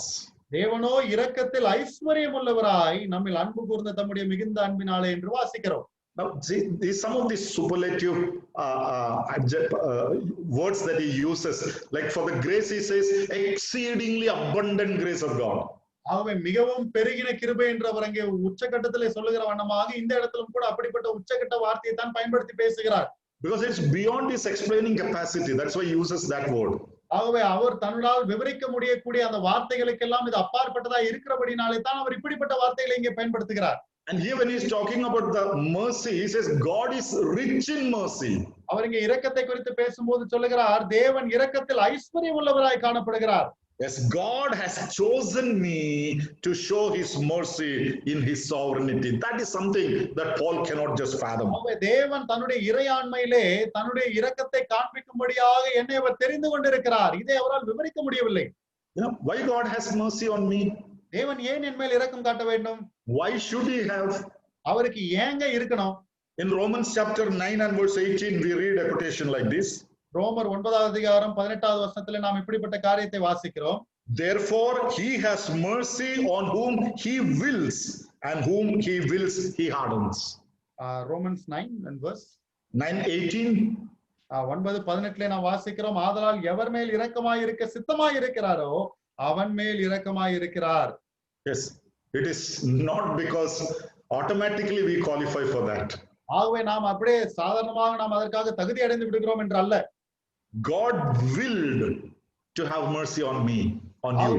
ஆகவே உங்கள் மேலும் என் மேலும் தேவன் இரக்கம் கொள்ளும்படியாக சித்தம் கொண்டிருக்கிறார். How much grateful we have to be unto God. When he is not showing this mercy to thousands of people, he has chosen me, that I have become the recipient of this grace, this mercy. ஆகவே இன்றைக்கு ஏராளமான கோடிக்கணக்கான மக்கள் இருக்கும்போது அவர்களுக்கெல்லாம் தேவன் தன்னுடைய இரக்கத்தை பாராட்டாமல் நமக்கு காண்பித்திருக்கிறாரே, நாம் தேவனுக்கு எவ்வளவு அதிகமாய் நன்றியுள்ளவர்களாய் இருக்க வேண்டும். Yes, he found mercy or received mercy. ஆகவே அவர் அங்கே இரக்கம் பெற்றவனாய் இருந்தேன் என்று பவுல் சொல்லுகிறார். The second condition of Paul after he came into the grace, அங்கே கிருபையின் இடத்திலே வந்த பிற்பாடு பவுலுடைய இரண்டாம் நிலை என்னவென்று சொன்னால், God counted me faithful. In verse 12 we read that. அங்கே 12வது வசனத்திலே நாம் அதை வாசிக்கிறோம். கர்த்தர் என்னை உண்மையுள்ளவன் என்று எண்ணி. He counted me faithful. கர்த்தர் அவரை உண்மையுள்ளவராக எண்ணினார். A person who was persecuting the church, அங்கே சபையை துன்பப்படுத்திக் கொண்டிருக்கக்கூடிய ஒரு நபர், God called him and counted him faithful. Okay, he said faithful steward. தேவன் அவனை அழைத்து நீ ஒரு உண்மையுள்ள ஊழியக்காரன், உக்கிரானக்காரன் என்று சொல்லி பாராட்டி மெச்சிக்கொள்கிறார். Now faithfulness is the requirement of a steward. ஆகவே இந்த உண்மைத்தன்மை என்பது ஒரு உக்கிரானக்காரனுடைய அடிப்படை குணாதிசயமாய் இருக்கிறது. 1 Corinthians chapter 4 and verse 2 we read. 1 கொரிந்தியர் 4வது அதிகாரம் 2வது வசனத்திலே நாம் வாசிக்கிறோம். Moreover it is required in stewards that he be found faithful. மேலும் உக்கிரானக்காரன் உண்மையுள்ளவன் என்று காணப்படுவது அவனுக்கு அவசியமாம். See, this persecutor, this blasphemer, now God finds him faithful. God rather says he's the best person to whom I can entrust these things. ஆகவே இப்பொழுது இந்த துன்பப்படுத்துகிறவன், இந்த தேவதூஷணம் செய்யக்கூடியவனை தேவன் உண்மையுள்ளவன் என்று எண்ணி இவன் தான் என்னுடைய வேலையை செய்யக்கூடிய மிகச்சிறந்த மனிதன் என்று சொல்லி அங்கீகரிக்கிறார். Can you imagine the number of epistles that Paul has written, which is the word of God we are using today? இன்றைக்கு நாம் தேவனுடைய வசனமாக பயன்படுத்திக் கொண்டிருக்கக்கூடிய அந்த நிருபங்களுடைய எண்ணிக்கையை உங்களால் கற்பனை செய்து பார்க்க முடிகிறதா? Great mysteries revealed to this man. இந்த மனிதனுக்கு மாபெரும் ரகசியங்கள் எல்லாம் வெளிப்படுத்தி காண்பிக்கப்பட்டிருக்கிறது. God found him faithful when he came into the grace of God. ஆகவே அவன் கிருபைக்குள்ளாக வந்தபோது தேவன் இவனை உண்மையுள்ளவன் என்று எண்ணினார். Beloved, today God finds each one of us faithful, not because we deserve it. ஆகவே இன்றைக்கு அருமையானவர்களே, தேவன் நாம் ஒவ்வொருவரையும் உண்மையுள்ளவர்கள் என்று எண்ணுகிறார். நாம் அதற்கு தகுதியானவர்கள் என்பதனால் அல்ல. Yes, God sees us differently than we ourselves see us. நாம் நம்மை பார்க்கிறதை விட தேவன் நம்மை மிக வித்தியாசமாய் பார்க்கிறார். Thirdly, what happened when he came into the grace? மூன்றாவதாக அவர் கிருபைக்குள்ளாக வந்தபோது அவளுக்கு நடந்த காரியம் என்ன? God enabled me, strengthened me. That's what we read in verse 12. அங்கே 12வது வசனத்திலே நாம் வாசிக்கிறோம், கர்த்தர் என்னை பலப்படுத்தினார். Not only found me faithful, but he also gave me the strength to do what he wants me to do. அவர் என்னை உண்மையுள்ளவன் என்று எண்ணினது மட்டுமல்ல, என் மூலமாக அவர் செய்ய விரும்பின காரியத்தை செய்வதற்கேற்ற பலனையும் அவர் எனக்கு கொடுத்தார். We had no strength. நமக்கு பலனே கிடையாதுங்க. We had no ability. நமக்கு எந்த விதமான திறமையும் ஆற்றலும் கிடையாது.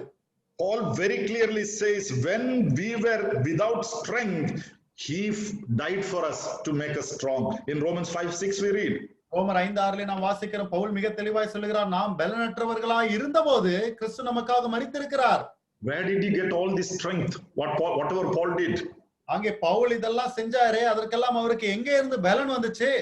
Philippians 4:13 he says, I can do all things through the one who strengthens me. ஆகவே பிலிப்பியர் 4:13 அவர் சொல்லுகிறார், என்னை பலப்படுத்துகிற கிறிஸ்துவினாலே எல்லாவற்றையும் செய்ய எனக்கு பலன் உண்டு.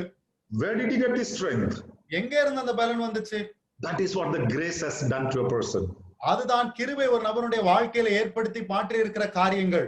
I want to tell you, my brethren who are listening to me this evening, என்னை கேட்டுக்கொண்டிருக்கிற சகோதரர்களே, உங்களிடத்துல இந்த மாலை வேளையில நான் சொல்ல விரும்புகிற காரியம் இதுதான்.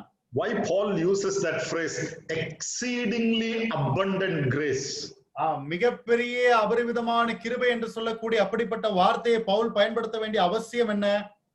Because nothing is impossible for me. I can do everything by the grace of God. ஆகவே எதுவுமே இங்கே சாத்தியம் இல்லாத காரியம் அல்ல. தேவனுடைய கிருபையினாலே எல்லாவற்றையும் செய்ய எனக்கு பலன் உண்டு. Fourthly, he says in that verse 12, God put me into the ministry. அங்கே நான்காவதாக அந்த 12வது வசனத்திலே அவர் சொல்லுகிறார், தேவன் என்னை ஊழியத்திற்கு ஏற்படுத்தினார். Yes, my ministry is not my choice. ஆகவே என்னுடைய ஊழியமானது என்னுடைய தெரிந்து கொள்ளுதல் அல்ல. God put me there. தேவன் என்னை அங்கே நியமித்திருக்கிறார்.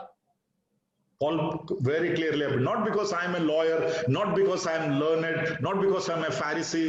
No, God put me into the ministry. நான் ஒரு வழக்கறிஞராக இருக்கிறதுனால அல்ல, நான் படித்தவனா இருக்கிறதுனால அல்ல, நான் ஒரு பெரிய ஆளா இருக்கிறதுனால அல்ல, என்னுடைய தகுதிகளின் அடிப்படையில் இல்லை, இல்லவே இல்லை. தேவன் என்னை ஊழியத்திலே வைத்திருக்கிறார்.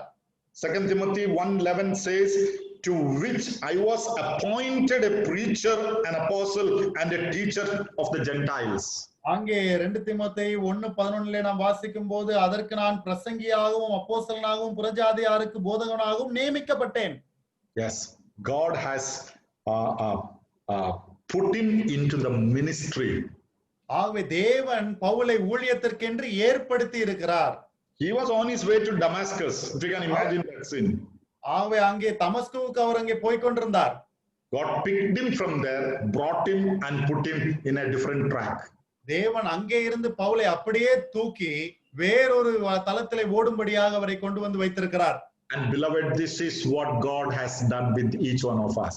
ஆகவே அருமையானவர்களே, நாம் ஒவ்வொரு இடத்திலும் தேவன் இப்படிப்பட்ட காரியத்தை தான் நம்முடைய வாழ்க்கையிலே செய்திருக்கிறார்.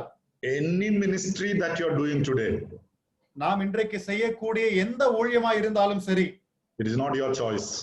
அது உங்களுடைய தெரிந்து கொள்ளுதல் அல்ல. Rather, you have no right to choose your ministry. சொல்ல வேண்டும் என்றால் உங்களுடைய ஊழியத்தை தெரிந்து கொள்வதற்கான உரிமையே உங்களுக்கு கிடையாது. God puts you into the ministry. That is what the Bible says. தேவன் தான் உங்களை ஊழியத்திலே ஏற்படுத்துகிறார். அதைத்தான் வேதம் சொல்லுகிறது. So these are the four things that happened to him after he came into the grace of God. ஆகவே தேவனுடைய கிருபைக்குள்ளாக வந்த பிற்பாடு அவருக்கு நேரிட்ட 4 காரியங்களாய் இவைகள் இருக்கின்றன. So now he is using the law lawfully. ஆகவே இப்பொழுது இவர் நியாயப்பிரமாணத்தை நியாயப்படி அனுசரிக்கிறார்.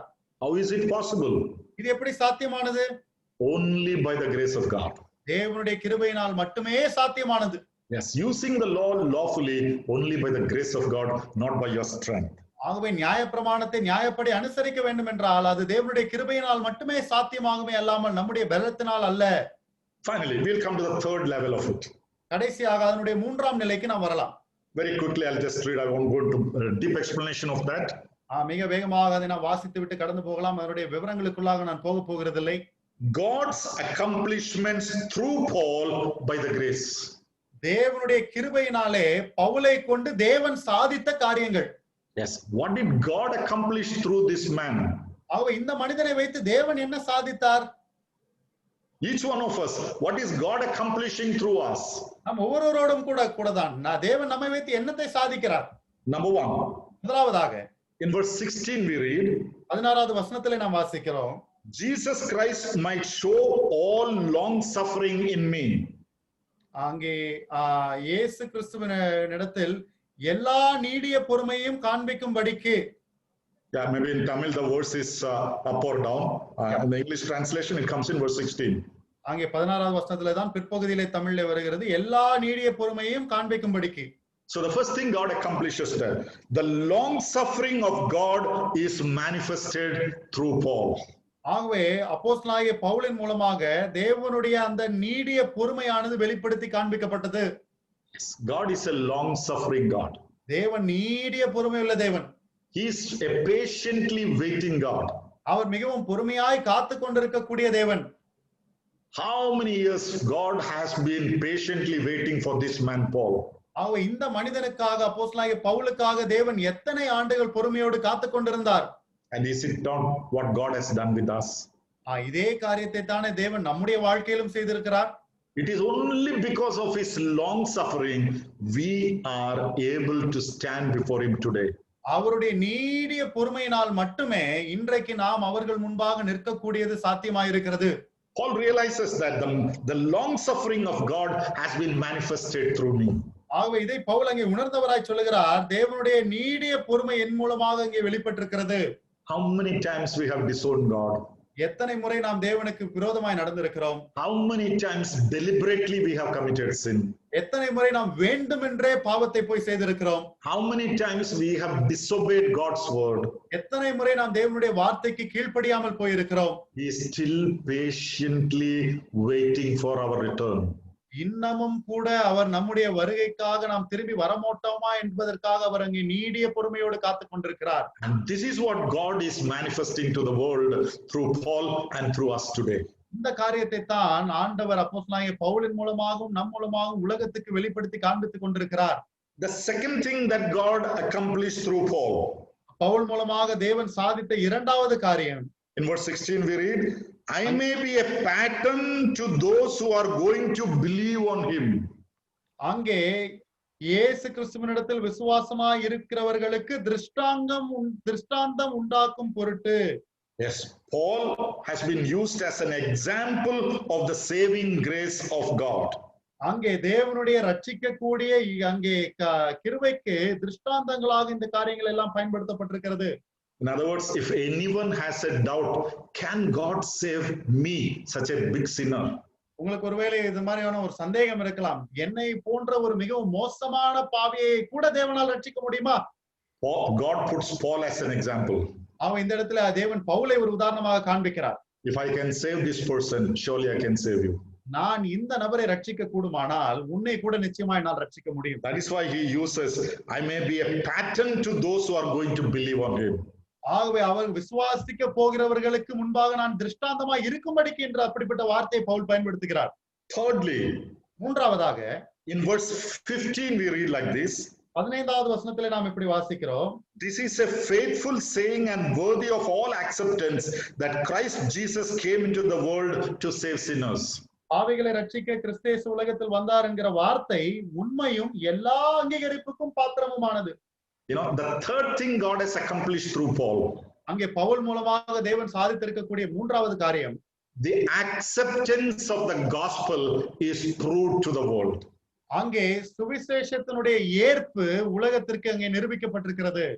He says this is a faithful statement or worthy of all acceptance. That means it's a believable theory.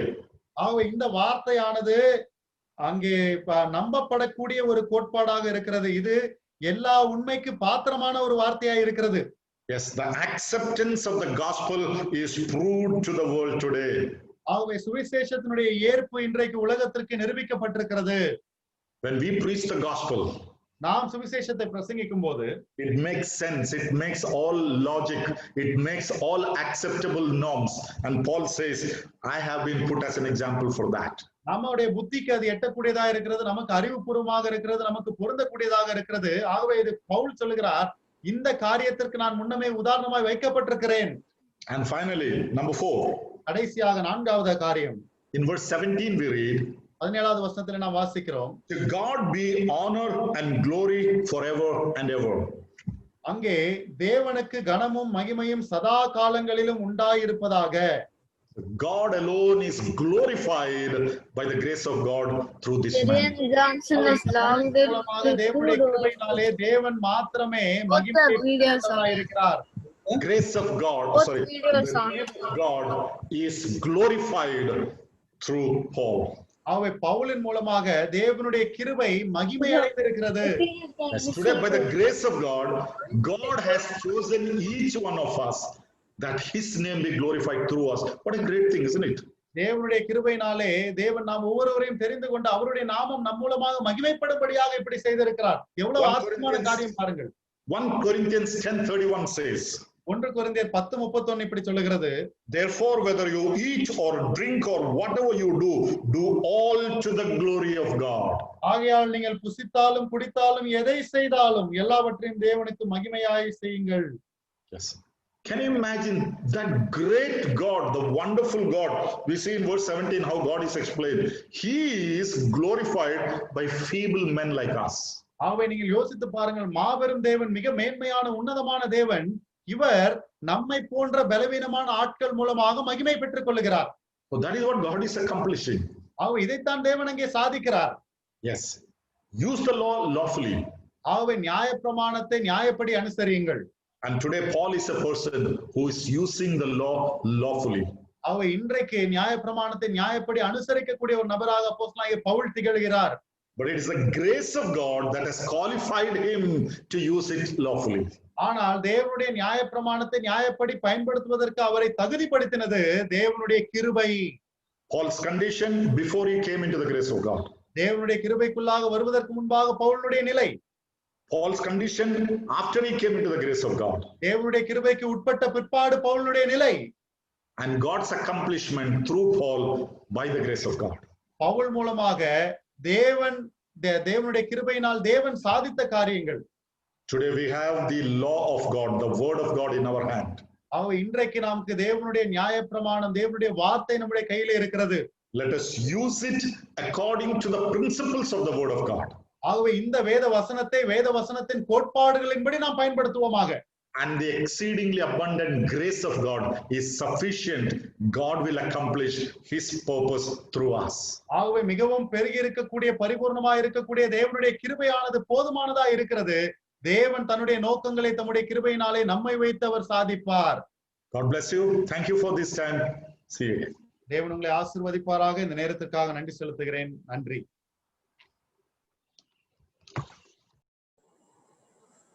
Praise the Lord. We have an ocean of points to recollect from this evening Bible study. So many points that we cannot run it through just within few minutes, but yet I shall just say a few words. I love that words, the grace abundantly granted to us, exceeding abundant. It's not just grace alone, exceeding, abundant. What all words the apostle Paul uses to show us the vast grace that God has granted to us. Paul's condition before coming to the grace, that is what we had seen. We had seen the various things. He was formerly a blasphemer, a persecutor, an injurious person, a chief among sinners, and ignorantly without knowing truth. But remember how he was after he came to the grace, abundant, exceeding abundant grace. How he was. He obtained mercy. God counted him faithful. See, God is, all this we have to reciprocate to ourselves. We cannot approach anywhere near Apostle Paul or any other apostles, Apostle Peter, or to say for that matter, even Apostle John. But one thing we can tell that we should try to come to these wonderful ways that God's name may be glorified. May we also see that God enabled him and strengthened him. God called him into the ministry, into God's ministry, God's accomplishment through Paul by his grace. See, all these what we can understand. It is not what we choose, but God has chosen unto us. And we can even give glory to God for everything he has done in our lives. What are we? We are nothing but just dust in front of the great God. Yet God has given us mercy. He has counted us faithful. He has enabled and strengthened us. He has called us into the ministry. And God accomplishes through us his grace, through the grace is given unto us. And so very many other points we have seen. That's why I told you before going through these points, it's an ocean of points. We have to really dwell into this portion once again. All this Bible study and today's evening Bible study is available in GLMK Space TV in YouTube. All the 139 meetings God has led us through. May God grant us the ardent will, so much will to learn the word of God, so that we would not just be learners, but more than that, be doers obedient to God's will. We thank Evangelist Jose Matthews from Mangalore. Dear uncle, we thank you very, very much for joining in. I don't know how to thank you. This is too much for me to have you here in Kodambakam Zoom Bible study meetings. The last few days were wonderful, and we give all glory to God for how God has used you. May the good Lord use you again in very many other places as He wishes for His glory and His glory alone. We thank you, dear uncle, for coming in once again into this Kodambakam Zoom Bible study meeting. Also, we thank our dear brother Surendran, dear brother, well known among many great preachers, for his wonderful warm-heartedness and wonderful way of getting through. May the good Lord be with Brother Surendran Prabhakaran from Royapuram Assembly. And we praise God for his presence even this evening time, for translating the message from English to Tamil.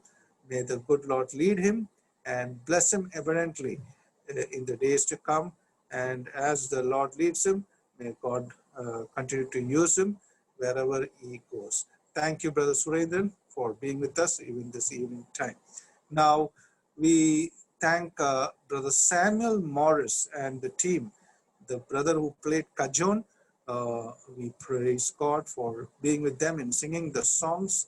May the blessed Lord bless them and grant them the grace enough to do the talents which God has granted unto them to sing songs and other ministries for His glory. May the blessed Lord use them also. We thank Brother Samuel Morris and the team for joining in this evening time. We also thank God, all of you, for having joined in this evening time. All the dear evangelists, elders, brothers, sisters, youths from various places in districts in Tamil Nadu, in Kerala, from Kerala, and other places in India, and also abroad. We praise God for them having come in and listened to the word of God. The word is so two-edged sword, and it will definitely help us a lot in the days to come in developing ourselves as our character is very important. We thank and praise God for what God has done through these Bible studies. We once again thank all of you for encouraging us and being with us during these days, weeks, and months. May the good Lord lead you all. Once again, we are going to sign off this evening time Bible study. The 139th, God willing, we will enter the 140th Bible study tomorrow evening. Continue to pray for these meetings so that they would be beneficial, not just count the numbers, but more than that, are we obedient? Are we doing the will of God? Are we practicing what we hear the law or what the word of God says to us, so that God would be well pleased with us as he was pleased with Apostle Paul? So let us continue to run the race in this wicked world.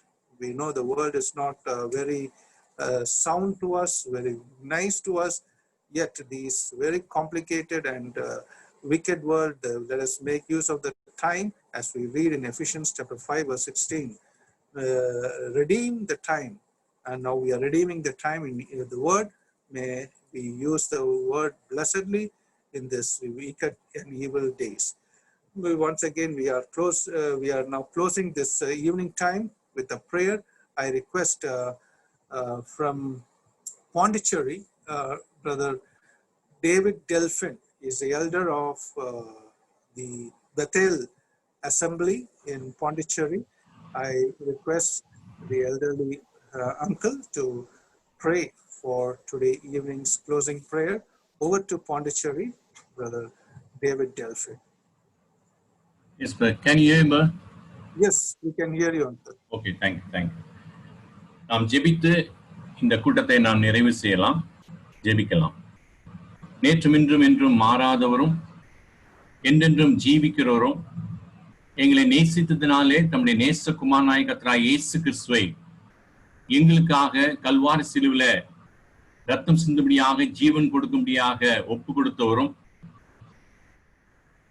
மரித்து அடக்கம் பண்ணப்பட்டு 3ஆம் நாள் உயிர்த்தெழுந்தவரும் இன்றைக்கும் ஜீவிக்கிறவருமாய் இருக்கிற எங்கள் ஆண்டவராகிய இயேசு கிறிஸ்து அவர் எங்களை ரட்சித்து இந்த வனாந்தர யாத்திரையில உமக்கென்று நாங்கள் சாட்சியாக இந்த நாட்களில ஜீவிக்கும்படியாக அவர் பாராட்டி வர எல்லா விதமான கிருபைகளுக்காக ஆண்டவரே நாங்கள் உண்மை துதிக்கிறோம், ஸ்தோத்திரிக்கிறோம் ஆண்டவரே. நேற்று தினத்திலும் இந்த நாளிலும் பவுல் அடிகளாரை குறித்து ஆண்டவரே 1 தீமோத்தேயுவின் புத்தகம் 1ஆம் அதிகாரம் 8ஆம் வசனத்துல நியாய பிரமாணத்தை நியாயப்படி அனுசரித்த பயன்படுத்தின அந்த மனிதனாகிய பவுலை குறித்து நாங்கள் தியானிக்க நீர் எங்களுக்கு உதவி செய்தீர் ஆண்டவரே. நன்றி செலுத்துகிறோம். நியாயப்பிரமாணத்தை நியாயப்படி பயன்படுத்தின பவுலினுடைய வாழ்க்கையை நாங்கள் பார்க்கும்போது தேவதாசனுக்கு தேவனுடைய அபரீதமான கிருபை தேவைப்பட்டது ஆண்டவரே. அந்த தேவனுடைய கிருபை அவருக்கு இருந்தது நிமித்தமாக அவர் நியாயப்பிரமாணத்தை நியாயப்படி அவர் பயன்படுத்தினதை நாங்கள் பார்க்கிறோம் ஆண்டவரே. ஆண்டவரே, பவுல் அடிகளார் தேவனுடைய கிருபைக்குள்ளாக அவர் கொண்டு வருவதற்கு முன்பதாக அவருடைய வாழ்க்கையை குறித்தும் பவுலடிகளார் தேவனுடைய கிருபைக்குள்ளாக கொண்டு வரப்பட்ட பின்பு அவருடைய வாழ்க்கையில ஏற்பட்ட மாற்றங்களை குறித்தும் பவுலை கொண்டு தேவன் சாதித்த அந்த காரியங்களை குறித்தும் அனுரே நாங்கள் இந்த மாலை நேரத்துல மிக தெளிவாக என்னுடைய அருமை சகோதரன் தேவ ஊழியர் ஜோஸ் மேத்யூ மூலமாக நாங்கள் அறிந்து கொள்ள நீர் பாராட்டின எல்லா விதமான கிருபைகளுக்காக நன்றி செலுத்துகிறோம் ஆண்டவரே. பவுலுடைய வாழ்க்கையில நீர் எவ்வளவாக நீடிய பொறுமை உள்ளவராய் காணப்பட்டிருந்தீரோ அவ்விதமாக எங்களுடைய வாழ்க்கையில கூட கர்த்தாவே நீர் நீடிய பொறுமை உள்ளவராக கிருபை அருளக்கூடிய தேவனாக நீர் இருந்து வருவதற்காக நன்றியோடுமை துதிக்கிறோம், ஸ்தோத்திரிக்கிறோம் ஆண்டவரே. ஆண்டவரே, எங்களுக்கு கொடுக்கப்பட்ட இந்த அருமையான 2 நாட்களிலே கொடுக்கப்பட்ட செய்திகளுக்காக நாங்கள் நன்றியோடுமை துதிக்கிறோம், ஸ்தோத்திரிக்கிறோம். எங்களுடைய அருமை சகோதரர் ஜோஸ் மேத்யூவிலையும் நீர் வல்லமையா எடுத்து எங்கள் மத்தியிலே உபயோகப்படுத்தி இந்த ஆழமான சத்தியங்களை நாங்கள் தெளிவாக ஆண்டவரே நாங்கள் புரிந்து கொள்ள நாங்கள் அறிந்து கொள்ள நீர் எங்களுக்கு உதவி செய்தமைக்காக நன்றி செலுத்துகிறோம் ஆண்டவரே. தொடர்ந்து உடைய தாசனை நீர்தாமே இந்த நாட்களில உபயோகப்படுத்தி வருகிறேன். தொடர்ந்து இன்னும் உபயோகப்படுத்தும்படியாக உடைய சமூகத்துல நாங்கள் அவரை ஒப்புக் கொடுக்கிறோம். அவருடைய ஆசீர்வாதத்திலும் அவருடைய குடும்பத்தாரை ஆசீர்வதித்து தொடர்ந்து உடைய நாம அவர் மூலமாக பல இடங்களில மகிழ்ப்பட நீதாமே கிருபை பாராட்டும்படியாக உடைய சமூகத்துல நாங்கள் வேண்டல் செய்கிறோம். அதை தமிழாக்கம் செய்த எங்களுடைய அருமை சகோதரர் சுரேந்திரன் அவர்களுக்காக வருகிறோம். தேவரீர் அவருக்கும் கர்த்தாவே நீர் போதிய தேவ கிருபையை நீர் கொடுத்திருக்கிறீர். ஏற்ற வார்த்தைகளை நீர் கொடுக்கும்படியாக ஏற்ற நிலைமையில கர்த்தாவே அதை மொழிபெயர்க்கும்படியாக நீர் இம்மட்டும் மகனுக்கு நீர் பாராட்டிய எல்லா விதமான கிருபைகளுக்காக நன்றி செலுத்துகிறோம். வரக்கூடிய நாட்களிலும் நீர் மகனை வல்லமையாய் நீர் எடுத்து உபயோகப்படுத்தும்படியாக சமூகத்தில் நாங்கள் வேண்டல் செய்கிறோம். தொடர்ந்து கோடம்பாக்கம் கிறிஸ்துவ சபையாருக்காக ஜெபிக்கிறோம் ஆண்டவரே. அந்த சபையாரும் கடந்த மே மாதத்திலிருந்து கர்த்தாவே உம்முடைய நாமும் புகழ்ச்சிக்கென்று மகிமைக்கென்று அவள் எடுத்து வருகிற எல்லா பிரயாசங்களையும் நீர் அறிந்திருக்கிறீர் ஆண்டவரே. தொடர்ந்து அந்த பிரயாசங்களை நீர் ஆசீர்வதிக்கும்படியாக நம்முடைய சமூகத்தில் வேண்டல் செய்கிறோம். அந்த புக் ஷாப் ஊழியர்களுக்காக ஜெபிக்கிறோம். மற்றும் எங்களுடைய அருமை சகோதரர் சந்தோஷ் ஜான்சன் அவர்களுக்காக அவருடைய குடும்பத்தினருக்காக அவருடைய பிள்ளைகளுக்காக ஜெபிக்கிறோம். குடும்பமாய் இந்த ஊழியங்களிலே அவள் ஈடுபட்டு கர்த்தாவே ஒவ்வொரு நாளும் அவள் எடுக்கின்ற அந்த பிரயாசங்கள் எல்லாவற்றையும் நீ அறிந்திருக்கிறீர். அவளை நீதாமி ஆசீர்வதித்திலும் அந்த பிரயாசங்கள் ஏற்ற பலனை நீதாமி அவள் கொடுத்து நீ அவளை வழிநடத்தும்படியாக சமூகத்தில் வேண்டல் செய்கிறோம் கர்த்தாவே. இந்த நாளிலும் ஆண்டவரே பாடலிலே எங்களை வழி நடத்தின அருமை சகோதரர் சாமுவேல் மாரிஸ்க்காக ஜெபிக்கிறோம். ஆண்டவரே அந்த குடும்பத்துக்கு வேண்டிய கிருபையை நீர் தொடர்ந்து கட்டளையிடும்படியா அவன் சமத்துல வேண்டல் செய்கிறோம். உடைய நாமத்தை பாடலின் மூலமாக மையப்படுத்த நீர் பாராட்டின எல்லா விதமான கிருபைகளுக்காக நன்றி செலுத்துகிறோம் ஆண்டவரே. இந்த நாளிலும் வந்த ஒவ்வொரு தேவ ஊழியர்களும் சபையினுடைய உத்தரவாதத்தில் கூடிய சகோதரியும் சகோதரிகளையும் குடும்பத்தாரையும் பிள்ளைகளையும் நாங்கள் சமூகத்தில் நினைவு கூறுகிறோம்.